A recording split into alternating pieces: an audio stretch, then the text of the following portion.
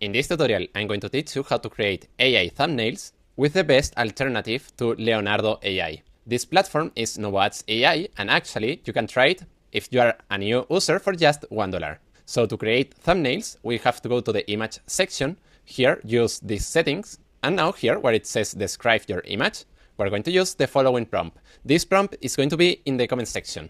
Now, where it says title, we have to write the title of our video. So let's put the best Leonardo AI alternative, and in the text overlay, this is what it will appear in the thumbnail. For example, here it was AI UGC. So let's put better than Leonardo AI. It's a little bit long, but well, let's put that. Here I'm going to put yes, because we're going to use a reference image. And now we have to click here.